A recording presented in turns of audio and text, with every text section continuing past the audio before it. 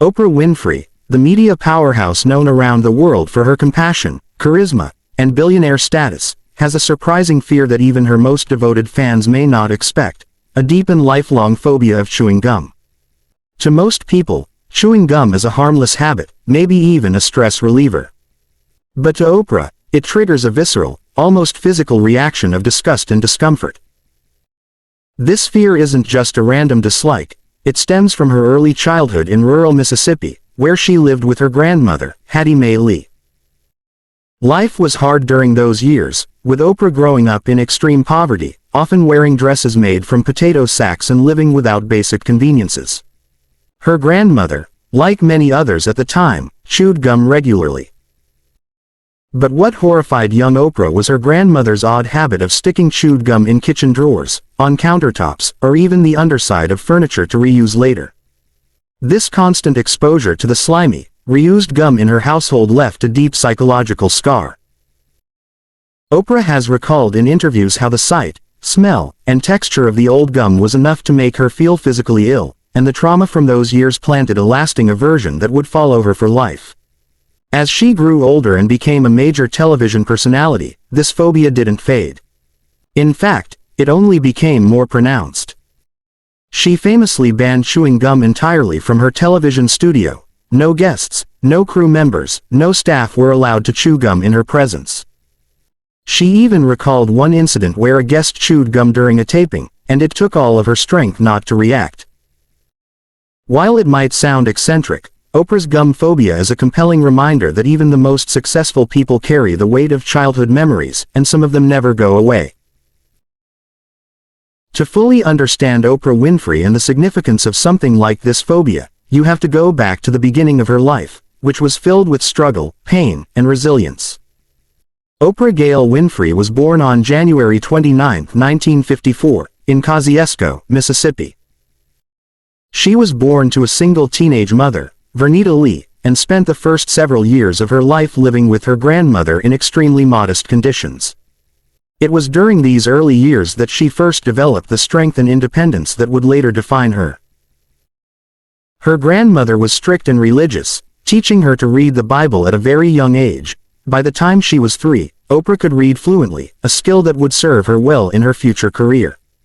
When she was 6, she moved to Milwaukee to live with her mother, but life there was no easier. She faced neglect, abuse, and a lack of stability that would shake any child to the core. Oprah has spoken openly about the traumatic experiences she endured during this time, including repeated sexual abuse by male relatives and family friends.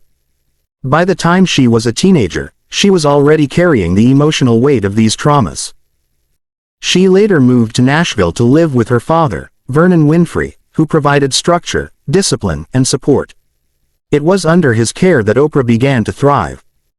She became an honors student, joined the speech and debate team, and earned a scholarship to Tennessee State University, where she studied communications.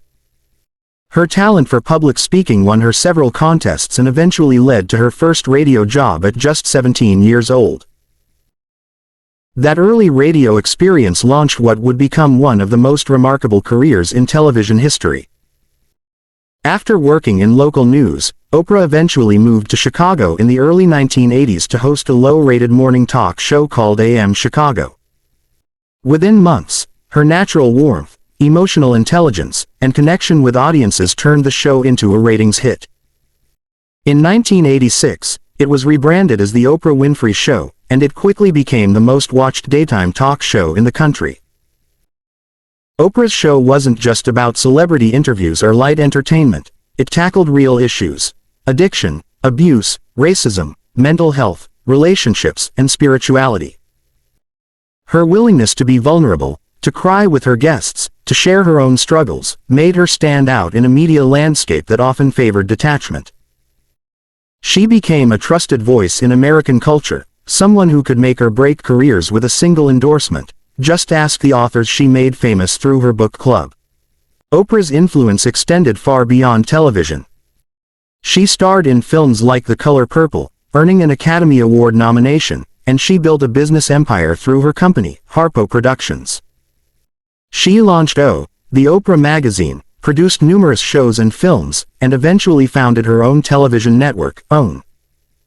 She became the first black female billionaire in history, and her wealth has continued to grow through strategic investments and brand partnerships. Despite her immense fame and fortune, Oprah has kept a relatively private personal life. She has been in a long-term relationship with Stedman Graham since 1986. The two were once engaged but chose not to marry, a decision Oprah has explained as necessary to preserve her independence and focus. She has said that marriage would have changed their dynamic and possibly limited her ambitions. Oprah has also chosen not to have children, though she often says she serves a maternal role in the lives of many young women, especially through her philanthropic work. One of her proudest achievements is the Oprah Winfrey Leadership Academy for Girls in South Africa, which she opened in 2007 to provide education and support to young women with leadership potential. Oprah has said that the academy gave her the opportunity to pour her energy into helping others the way she wishes someone had helped her as a child. She is also extremely close to her best friend, Gayle King, a fellow media personality. Their decades-long friendship has become legendary, often held up as a model of loyalty and support. Oprah's financial success is staggering. As of 2025, her estimated net worth is around $2.8 billion.